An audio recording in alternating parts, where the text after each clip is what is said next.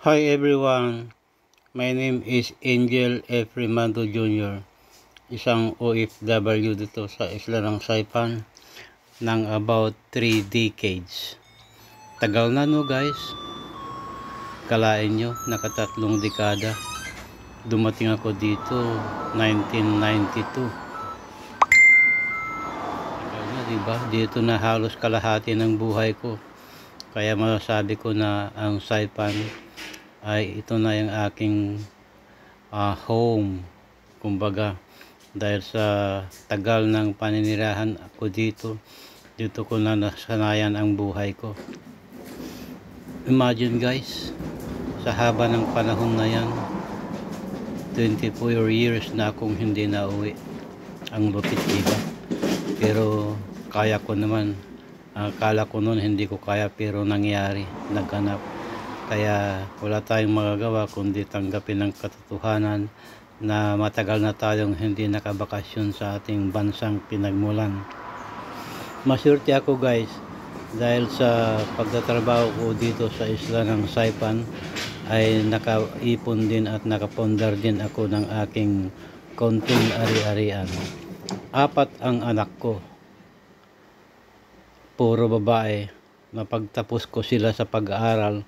Ngayon meron akong 2 abogada saka 2 doktora. Nang dahil sa tatrabaho ko dito sa Saipan ay nakapagtapos ako ng aking mga anak ng kanilang pag-aaral. At saka guys, nakabili rin ako ng house in lot sa Pilipinas. Nagkakahalaga lang naman ng mga multi-million na house in lot.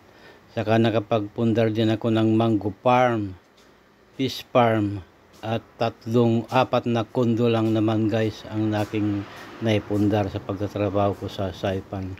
Kaya masasabi ko na bagamat matagal na ako dito sa isla ng Saipan, ay meron namang naging bunga ng aking pagsusumikap na makapagtrabaho dito sa isla ng Saipan ng mahigit 3 dekada. Kahit na matagal na akong hindi umuwi, okay lang, at least mayroon akong laanan ng aking kinita, nakapundar ng aking mga ari-arian, diba? Isa yun sa mga accomplishment ko. Kaya ito, masaya ako at naganap yun.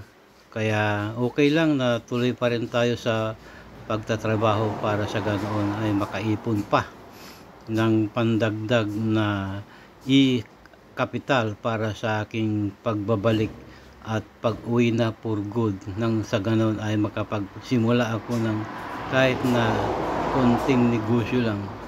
Malay nyo, makabili ako ng mga business na magaganda o makapagpataya ako ng business na magaganda, diba?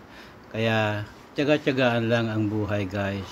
Kahit na anong hirap, basta ang mahalaga ay kaya natin. Huwag tayong mawalan ng pag-asa na sa ngayon ay mahirap tayo.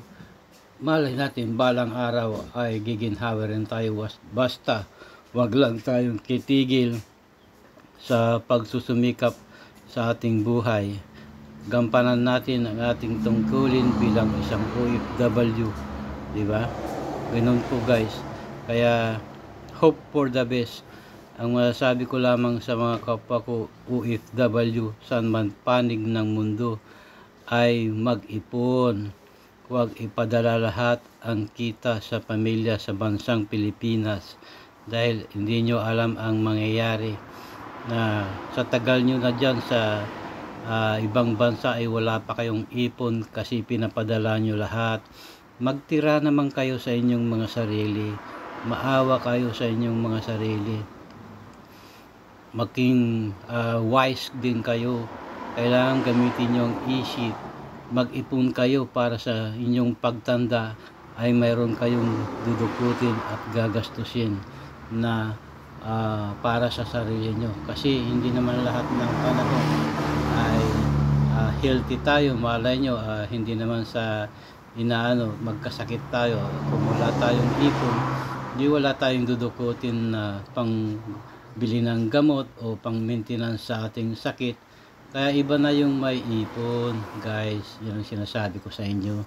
Believe me or not, dapat believe me. Ganun po yun.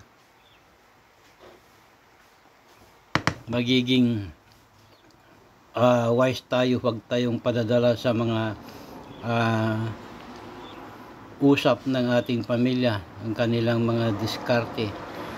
May mga kasing pamilya tayo, may mga pasaway dyan, hindi mo maiiwasan na kisyo, kailangan ng ganitong pera, pero hindi naman pala para sa bigas, kundi para sa mga luho lang na kanilang gagawin. Kaya kailangan be wise, observe, discipline, ika nga. Kaya ganun lang guys ang style ng buhay natin. Kailangan mapanuri tayo sa lahat ng bagay. Huwag tayong magiging lousy. Huwag nating hahayaan na maloko tayo ng ating mga kapwa Pilipino.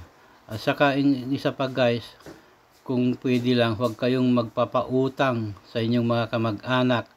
Kasi kung minsan ang kamag-anak, akala nila ang pautang mo ay bigay mo na. Karamihan sa mga kamag-anak ay mabait lang pag may kailangan.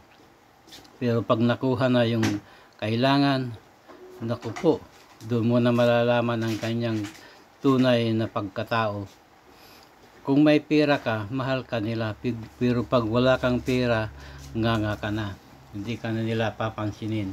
Ganon yun guys. Kaya, be wise, ika nga.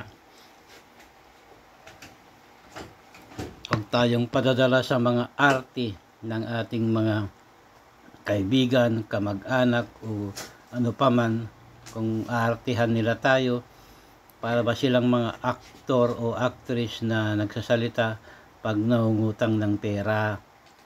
Pero pag nakuha na yung utang, inuutang niya sa'yo, naku po, yan, hindi mo na malalaman kung sino sila. Kaya guys, ang may papayo ko, ganun, be smart.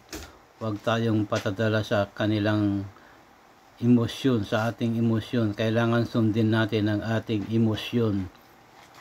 Ang ating kalooban, kailangan maging matigas. Huwag tayong magiging pusong mamon na pag nagsabi ng ating mga kaibigan at mga kamag-anak na pautang, bigay ka agad.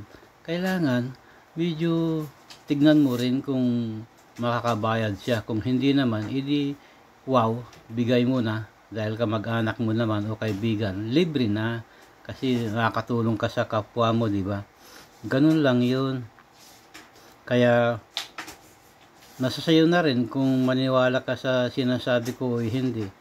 Basta ako, 'yun ang aking motivation sa buhay, na huwag kang maging uto-uto sa mga sinasabi ng iyong mga kaibigan o kamag-anak pag sila ay umuutang. Pag pautang mo na yan, naku po, salamat sa tulong mo. Ganun yun guys. Kaya be careful always, be safe. Kaya nga, ay naku, nasamid pa ako guys. May nakaalala sa akin. Grabe ha, sino kaya yun? Sabi ko lang na hindi magpautang, naubo na ako. Siguro may may nakarinig na galit, kaya ayun. Ay nako. Nako, Diyos ko. 'Di ba guys, no? Tama ba ako o mali? Correct me if I'm wrong, pero 'yun ang aking analisa sa mga nangyayari at nagaganap sa ating buhay. Huwag tayong gawing palabigasan ng ating mga kaibigan at mga kamag-anak. Be smart, di ba? Ganun lang 'yun. Kaya maging alerto tayo sa lahat ng bagay. Ika nga, Masarap naman ang tumulong kung mayroon ka.